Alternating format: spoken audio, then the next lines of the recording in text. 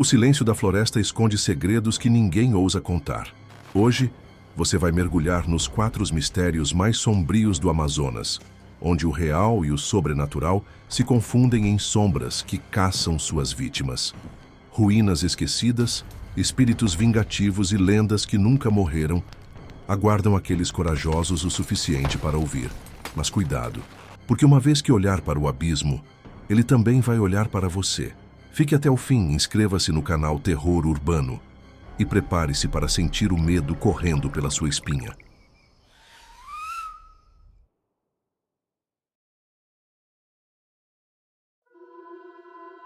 A Matinta Pereira de Parintins. Era início da estação das águas.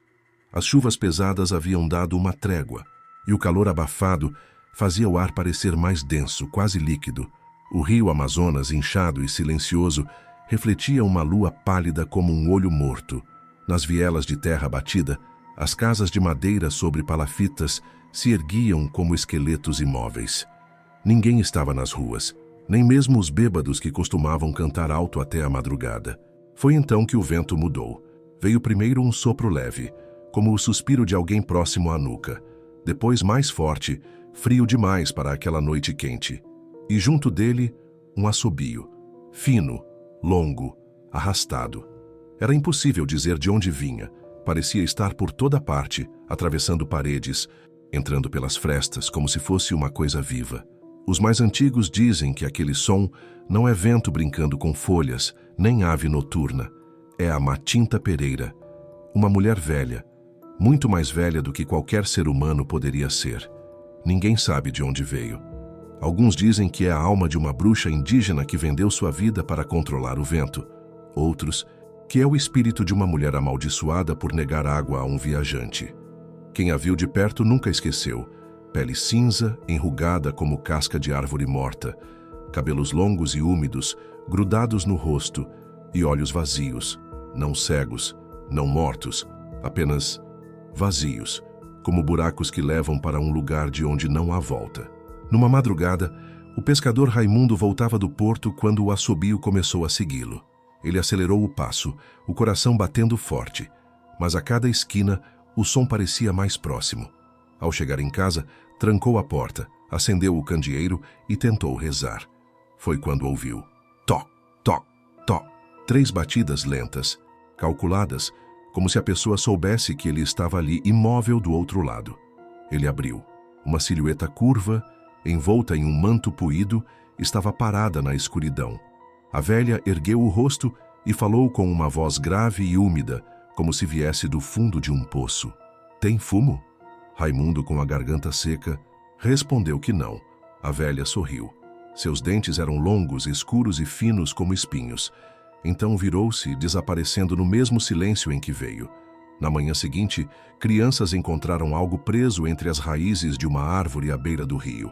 Era o corpo de Raimundo boiando com a pele pálida e inchada, os olhos arrancados, a boca aberta como se estivesse eternamente assobiando.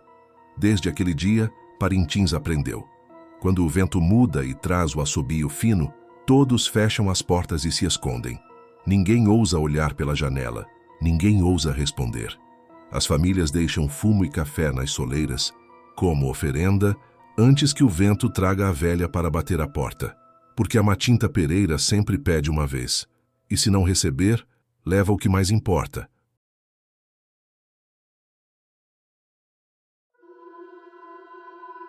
O Curupira do Lago Preto.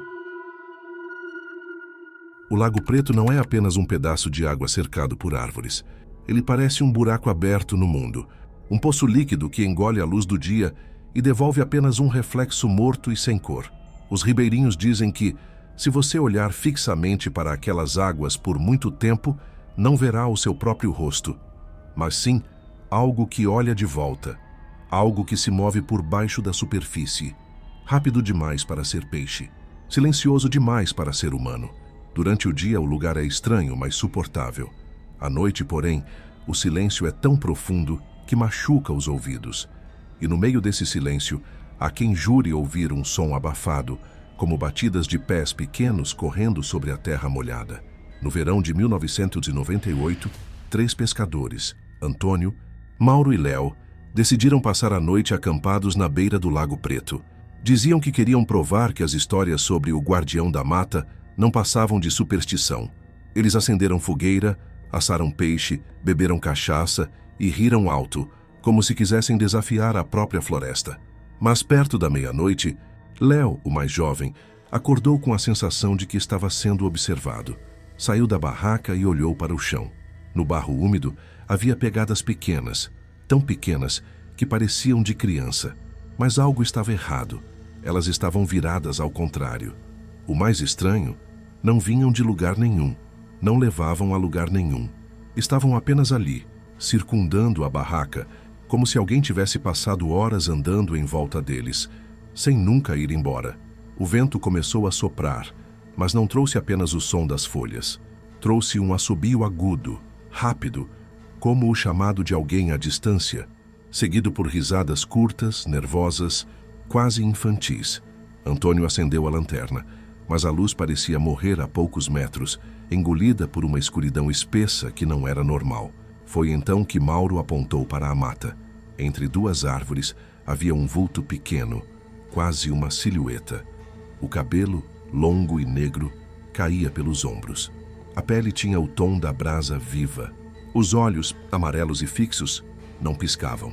E os pés, virados para trás, afundando no solo úmido. O curupira não se movia, mas a cada piscada de quem o olhava, ele parecia estar um pouco mais perto. Ninguém se lembra exatamente do que aconteceu depois. Só se sabe que na manhã seguinte, um único homem foi encontrado na estrada. Léo. Ele estava coberto de arranhões, sujo de lama até o pescoço e completamente fora de si. Os olhos dele vagavam para todos os lados, como se ainda vissem algo que não estava ali. E ele repetia, numa voz quebrada e rouca: "O lago está vivo! Os pés errados te levam para onde não existe caminho." Os ribeirinhos dizem que o curupira os levou para um labirinto sem fim, feito apenas de árvores idênticas e sons enganosos. Nesse lugar, quem tenta fugir acaba voltando para o mesmo ponto, até enlouquecer. E no escuro, há sempre o som de passinhos correndo atrás de você, mas nunca à frente. Hoje, ninguém ousa pescar no Lago Preto depois do pôr do sol. Os poucos que já tentaram voltaram mudos, ou não voltaram. E todos sabem que, se você estiver andando na mata e encontrar pegadas pequenas, o único jeito de escapar é torcer para que estejam voltadas para frente. Porque se estiverem ao contrário, o curupira já sabe que você está ali, e ele nunca erra o caminho.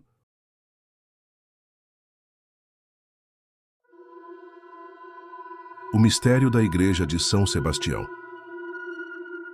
No coração de Manaus, erguida entre ruas modernas e prédios altos, está a Igreja de São Sebastião. Sua fachada desgastada pelo tempo, com tijolos aparentes e janelas estreitas, carrega séculos de história, mas também segredos que a cidade prefere não lembrar. Construída no século XIX, a igreja foi palco de festas, orações e encontros. Porém, nas últimas décadas, um silêncio pesado tomou conta do local, e até os moradores mais corajosos evitam se aproximar, especialmente à noite. Moradores da região relatam que, ao cair da noite, a igreja começa a exalar um silêncio estranho. Não o silêncio da ausência, mas um silêncio carregado, como se algo estivesse sendo abafado ou vigiado. Há quem diga que sons baixos, quase sussurros em latim, podem ser ouvidos vindos do interior, mesmo quando a igreja está fechada há anos. Passos arrastados percorrem os corredores vazios e às vezes portas rangem sozinhas. A história mais conhecida entre os moradores é a da sacristia, onde um padre desapareceu misteriosamente em 1947. Conta-se que ele, durante uma vigília, viu uma sombra se mover pela igreja, uma figura alta e encapuzada que desaparecia ao ser encarada. Desde então, os poucos que entraram após o anoitecer juram ter visto uma presença espectral vestindo uma batina preta, que aparece e desaparece sem explicação. Seu rosto nunca é visto, mas um olhar gelado parece perfurar quem ousa cruzar seu caminho. Em 1973, um incêndio destruiu parte da igreja. As chamas começaram de maneira inexplicável no altar principal, consumindo imagens e bancos. Bombeiros que atenderam à ocorrência relataram uma estranha sensação de frio intenso e ouviram vozes abafadas clamando por ajuda. Apesar dos esforços, alguns pedaços da igreja nunca foram reconstruídos e ruínas ainda resistem no local, onde a presença invisível parece mais forte. Recentemente, durante obras para a preservação, operários descobriram uma porta trancada no porão, escondida por trás de uma parede falsa. Dizem que atrás dela havia símbolos desenhados com sangue seco nas paredes e velas queimadas até o fim. Um diário antigo, escrito em latim e português, foi encontrado, mas sumiu misteriosamente antes que fosse possível traduzi-lo por completo. O que dizia aquele diário? Ninguém sabe ao certo, mas desde a descoberta, o medo voltou a tomar conta da igreja. Hoje, mesmo de dia, muitos evitam a igreja de São Sebastião. À noite, ela parece chamar por algo, ou alguém.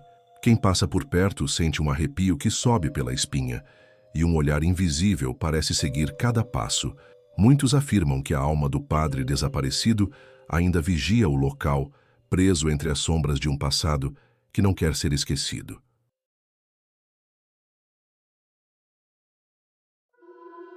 O espírito das ruínas de Paricatuba. Às margens do imenso Rio Negro, no remoto distrito de Paricatuba, repousam as ruínas silenciosas de um povoado que o tempo e as águas insistem em apagar. Hoje, tudo o que resta são paredes desmoronadas, pedras cobertas por musgo espesso e vigas de madeira quebradas, que rangem com o vento que atravessa a floresta. Mas as ruínas escondem algo muito mais sinistro do que o esquecimento. Uma presença que insiste em permanecer. Ao cair da noite, quando o céu escurece e a floresta parece prender a respiração, moradores relatam que as ruínas ganham uma vida própria, ou talvez uma consciência sombria. Luzes pálidas e esbranquiçadas aparecem dançando entre os escombros, flutuando no ar úmido como se fossem almas penadas, presas entre este mundo e o próximo. Vozes longínquas e distorcidas sussurram entre as árvores, carregando nomes antigos, histórias esquecidas e maldições que nunca foram quebradas. São murmúrios que gelam o sangue, carregados de dor e rancor, que parecem se intensificar conforme a noite avança. Diversos viajantes e pescadores que tentaram se aproximar das ruínas para explorar ou até mesmo fotografar relatos algo aterrorizante. Eles sentem um olhar invisível e penetrante, um peso no peito, uma sensação sufocante, como se algo estivesse ali, observando cada passo, esperando o momento certo para agir. Muitos afirmam que, ao tentar capturar imagens do local, suas câmeras e celulares falham misteriosamente, desligando-se ou apresentando imagens borradas, como se uma força sobrenatural interferisse. Um pescador, que insistiu em passar uma noite nas ruínas para provar que não havia nada ali, desapareceu sem deixar vestígios. Desde então, ninguém mais se atreve a ficar até o amanhecer.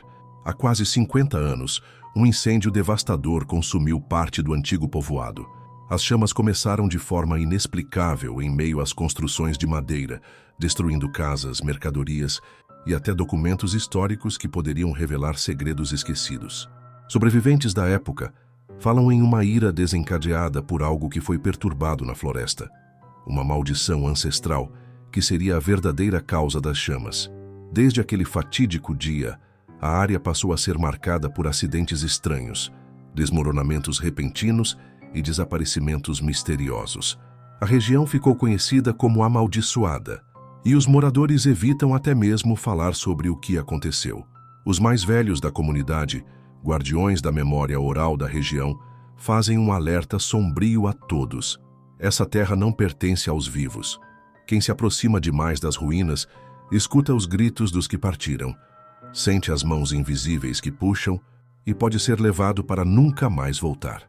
Caçadores experientes e habitantes da floresta confirmam que, mesmo durante o dia, o silêncio em torno das ruínas é sufocante, quase palpável, como se a própria natureza se recusasse a deixar que aquele local seja perturbado. Há relatos recentes de um jovem guia turístico que, curioso com as histórias, decidiu explorar as ruínas durante o crepúsculo. Ele não voltou no dia seguinte. Sua lanterna foi encontrada próxima à entrada, ainda acesa, mas ele nunca mais foi visto. Na noite seguinte, moradores juraram ter ouvido seu grito de socorro ecoando pela mata, misturado ao sussurro dos espíritos. Até hoje, o distrito de Paricatuba mantém suas ruínas como um lembrete sombrio do que pode acontecer quando o passado não é deixado em paz. Quem passa perto do local nas noites sem lua sente o ar ficando pesado, como se fosse sugado por algo invisível. Dizem que o espírito que habita as ruínas não permite que ninguém saia ileso e que o único jeito de sobreviver é nunca olhar diretamente para ele, nunca responder aos seus chamados. Você acabou de conhecer apenas uma parte dos mistérios obscuros que envolvem o Amazonas, lugares onde o passado nunca descansou e onde o sobrenatural espreita nas sombras. Se gostou desse mergulho no desconhecido, não esqueça de se inscrever no canal Terror Urbano, para não perder os próximos segredos sombrios que vamos revelar. Agora quero saber de você. Qual estado do Brasil você quer que eu explore nos próximos vídeos? Deixe seu comentário e prepare-se, porque o terror está apenas começando.